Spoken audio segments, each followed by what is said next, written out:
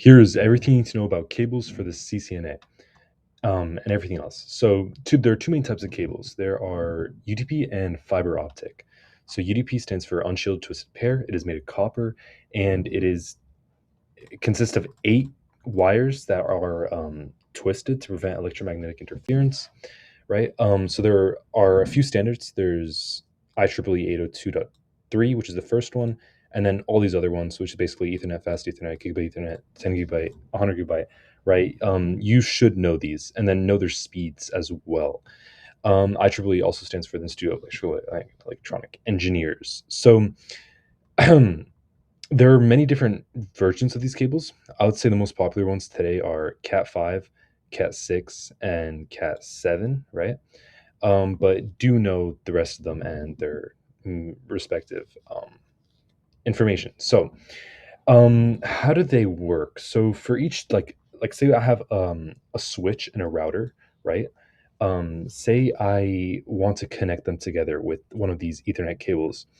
Um, the switch, okay, it uses pins 3 and 6 to transmit, and it receives on 1 and 2. Well, the router uses 1 and 2 to transmit and receives on 3 and 6, right? This is basically inside of this thing over here, right?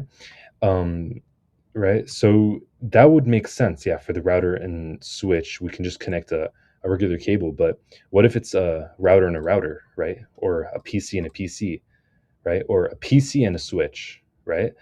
Because they use the same transmit and receive pins. Then you have to use a different type of cable, like a crossover cable, which basically crosses over. You see, the 1 and 2 connects to the 3 and 6 pair respectively. But Auto MDIX takes care of this for you, so you don't need to like go out and find fancy Ethernet cables. You can just rely on Auto MDIX, and it will just automatically configure the um, the pin pairs. That's basically it for UDP. Fiber optic is different because fiber optic uses light, right? So to use fiber optic, you need an SFP, a small form factor pluggable. It looks like that. And basically, you take this and you plug it in here in the Ethernet spot, and then you take the wire, the fiber optic, and you just connect it, and then boom, you have a wire.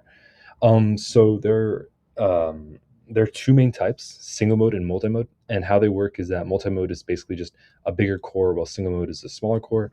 And the single mode, since it's a smaller core, it is more expensive, and it also is like it's faster and it can go longer distances. But also the price is different, right? So multi mode is much cheaper, while single mode is much more expensive. Um, Here are the standards for all of these. Know them, know the data rates that they all go at, know the cable types for multi-mode and single mode, if there is, yeah, single mode there, et cetera, and then know their distances, right? Like this would be for, I don't know, long range connections and short range and medium range and whatever, right? And that's basically it. If you want to know more, go check out Jeremy's IT Lab, and he has some great videos on this. Thank you.